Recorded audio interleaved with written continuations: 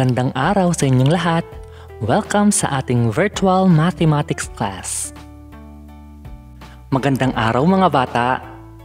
Noong mga nakaraang araw ay napag-aralan natin ang divisibility rules ng 2, 3, 5, 6, 9 at 10. Ngayong araw naman na ito ay pag-aaralan natin kung papaano hanapin ang common factors gamit ang divisibility rules ng 2, 3, 5, 6, 9 at 10. Tara, umpisahan na natin. Laila wants to know the common factors of 60 and 24. Tulungan natin si Lailang isolve ang problem na ito. Para mahanap natin ang common factors ng 60 at 24, ay kailangan muna nating hanapin ang factors ng mga numbers na ito. Ano nga ba ulit ang factors? Tama! Remember that when we say factors, these are the numbers that we multiply together. In addition, a factor is a number that will divide another number evenly. Marami tayong method na pwedeng gamitin para mahanap ang factors ng isang number. Isa na dito ang T-chart o listing method. Sige nga, ano ba ang mga possible factors ng 60?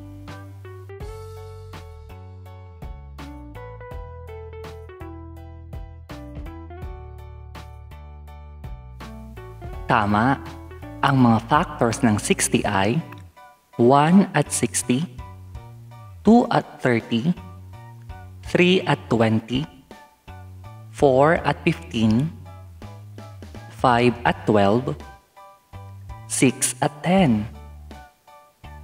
Ano naman ang mga possible factors ng 24?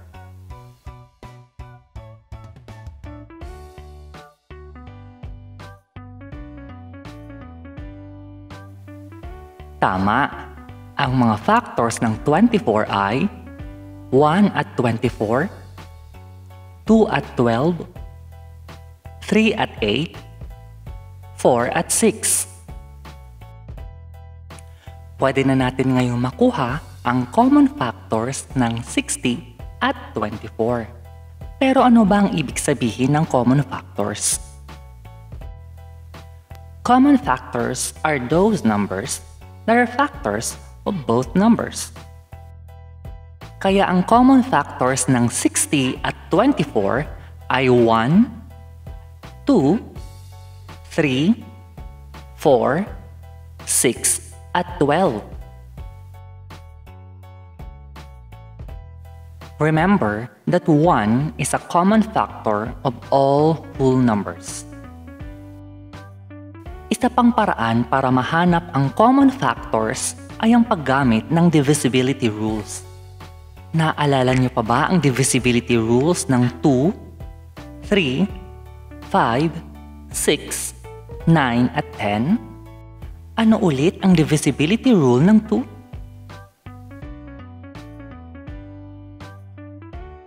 Tama, kapag ito ay isang even number, ito ay divisible ng 2. E paano naman ang 3? Magaling! Dapat ang sum ng digits ay divisible ng 3. Paano pag 5 naman? Tama, kapag ito ay nagtatapos sa 0 o 5. E paano naman ang 6?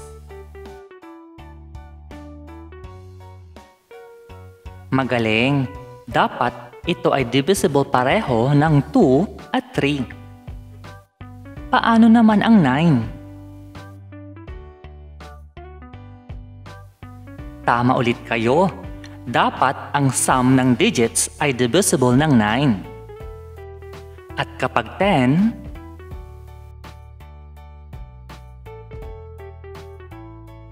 mahusay kapag ito ay nagtatapos sa 0. Ngayon, gamitin natin ang divisibility rules na ito para mahanap natin ang common factors ng 60 at 24. Ang 60 at 24 ay parehong even number, kaya ito ay divisible ng 2. Kaya ang 2 ay common factor ng 60 at 24. Ang sum ng digits ng 60 at 24 ay 6 at ito ay divisible ng 3. Kaya ang 60 at 24 ay divisible ng 3. Ibig sabihin, ang 3 ay common factor ng 60 at 24. Since parehong divisible ng 2 at 3 ang 60 at 24, ang mga numbers na ito ay divisible din ng 6. Kaya ang 6 ay common factor ng 60 at 24. Ang 60 at 24 ay hindi divisible ng 9 dahil ang sum ng digits ng mga ito ay 6 at ang 6 ay hindi divisible ng 9. Kaya ang 9 ay hindi common factor ng 60 at 24. Ang 60 ay divisible ng 5, pero ang 24 ay hindi. Kaya ang 5 ay hindi common factor ng 60 at 24. Ang 60 ay divisible ng 10, pero ang 24 ay hindi.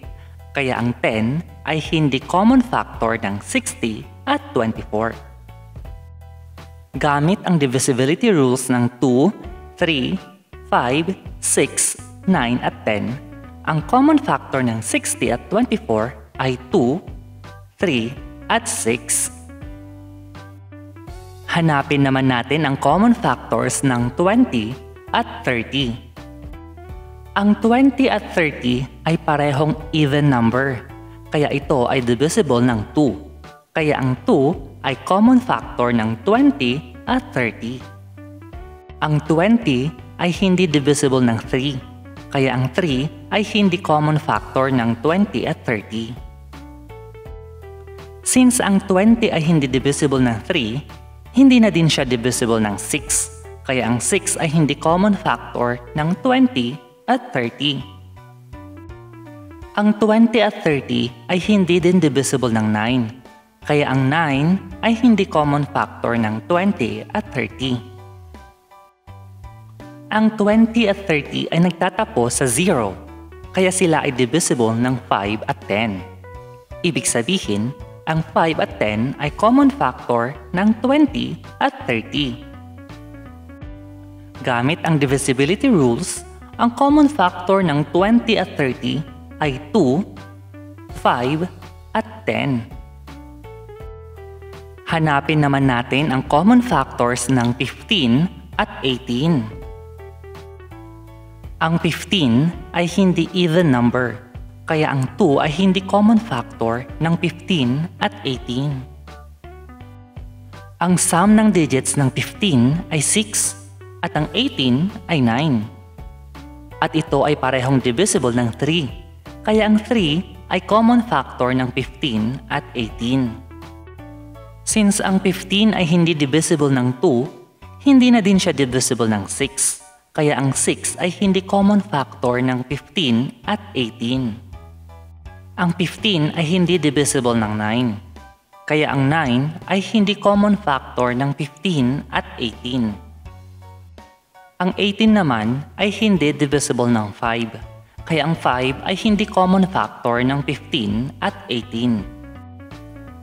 Ang 15 at 18 ay hindi divisible ng 10, kaya ang 10 ay hindi common factor ng 15 at 18.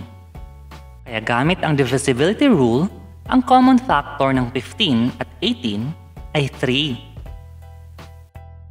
Sige nga, subukan nga nating sagutan ang mga sumusunod. List all the factors of each number, then encircle the common factor.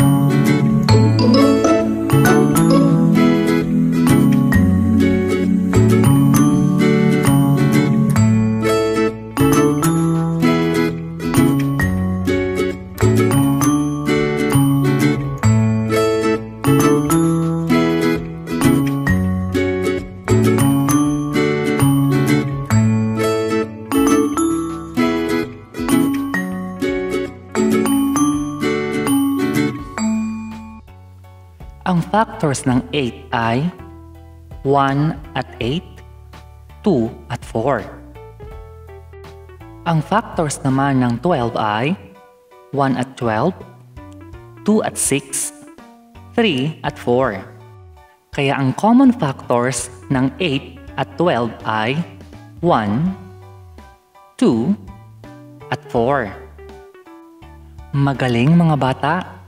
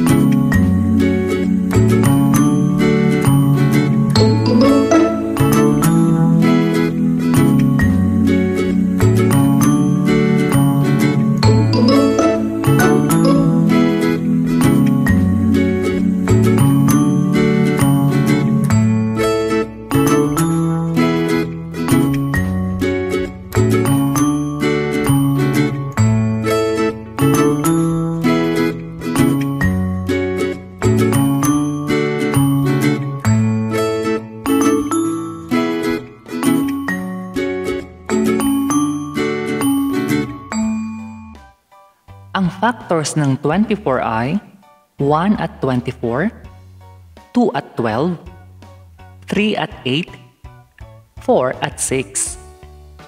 Ang factors naman ng 32 ay 1 at 32, 2 at 16, 4 at 8. Ang common factors ng 24 at 32 ay 1, 2, 4, at 8. Mahusay! Subukan pa natin lalo ang inyong galing. Is the first number a common factor of a given pair of number? Sabihin lang ang yes or no.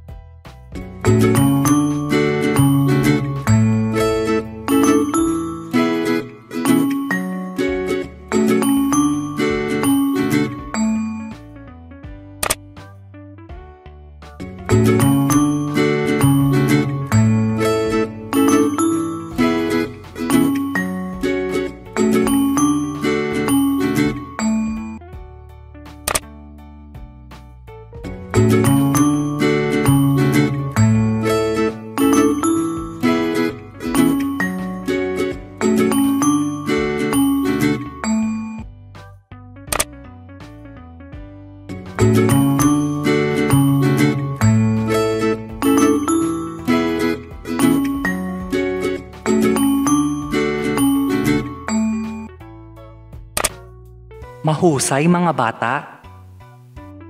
Pwede nyo na ulit sagutan ang inyong modules. Basta huwag kakalimutan na pag mayroon kayong nais itanong tungkol sa ating lesson ngayon, huwag mahihiyang mag-message kay teacher. So paano? Hanggang sa muli, paalam!